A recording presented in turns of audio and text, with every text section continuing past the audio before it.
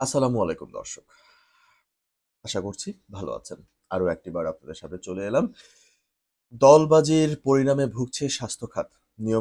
নিয়ম নীতির তোয়াক্কা করেনি বিগত সরকার। হেডলাইন করেছেন কালবেলা। তো এখন আপনি যদি দেখেন এই রিপোর্টটি করেছে রাশেদ রাবি এবং আম আমি ১ম এ একটু পড়ে শোনাই আপনাদেরকে কি লিখেছে। ছাত্র জনতার অভ্যুত্থানে শেখ হাসিনার পতনের প্রভাব পড়েছে স্বাস্থ্য খাতে। এতদিন যারা ক্ষমতার দাপটে আধিপত্য দেখিয়েছে তারা আওয়ামী লীগ ক্ষমতাচ্যুত হওয়ার পর গা ঢাকা দিয়েছে। চিকিৎসক ও শিক্ষকদের অনুপস্থিতির কারণে বিভিন্ন হাসপাতাল ও মেডিকেল কলেজে সংকট তৈরি হয়েছে। এমনকি স্বাস্থ্য প্রশাসনেও এর প্রভাব দেখা দিয়েছে। স্থবিরতা।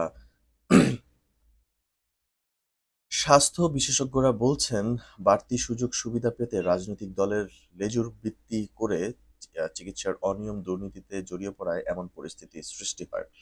আস্থার উত্তরণে রাজনৈতিক প্রভাবমুক্ত স্বাস্থ্য খাত গড়ার পরামর্শ দিয়েছেন তারা।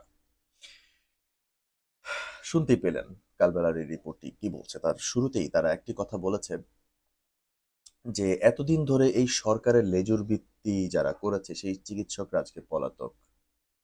এখন দেখেন সমাজের ভেতরে এত জায়গায় রাজনীতি পৌঁছে দিয়েছিল তারা, এবং আমি একবার দেখেছিলাম যে প্রাইমারি স্কুলের মধ্যেও মানে নৌকা মার্কায় ভোট হওয়ার একটি মানে আহ, আমি দেখেছিলাম একটি পরিকল্পনা হয়েছিল এবং বেশ কয়েক জায়গায় এটি তৈরিও হয়েছিল।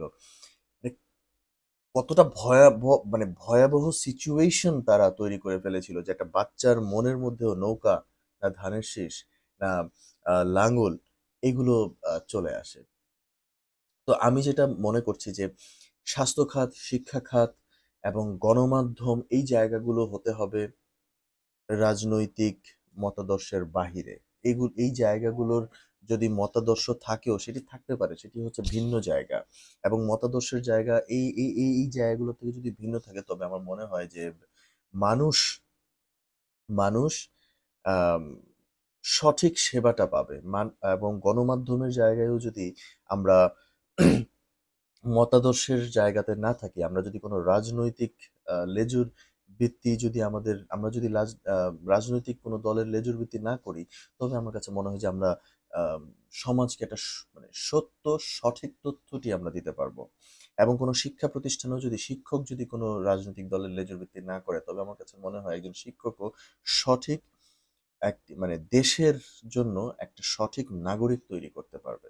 সুস্থ নাগরিক তৈরি করতে পারবে। এটি আমার কাছে মনে হয়। এবং স্বাস্থ্য খাতের জায়গায় আজকে দেখেন ডাক্তার পালিয়ে রয়েছে। কেন ডাক্তারকে পালাতে হবে? ডাক্তার হচ্ছে সমাজের সেবক।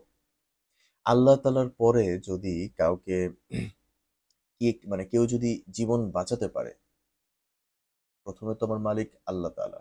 আল্লাহ পাক যদি আমার আমার আল্লাহ পাক আমার জীবন দিয়েছেন এবং আল্লাহ পাক আমার জীবন নিবেন। এবং আল্লাহ পাকের পরে যদি কেউ জীবন বাঁচানোর চেষ্টা করতে পারে, সেটি হচ্ছে ডাক্তার। এবং সেই ডাক্তার যদি কোনো দলের লেজুর ভিত্তি করে, তাহলে সেই ডাক্তার একজন পেশেন্টকে কিভাবে আ বাঁচিয়ে তুলবেন। আমার কাছে তো মনে হয় যে তার সারাদিন লেজুর ভিত্তি করতে, করতেই সময় চলে যাবে। তিনি পেশেন্টের দিকে নজর দিতে পারবেন না।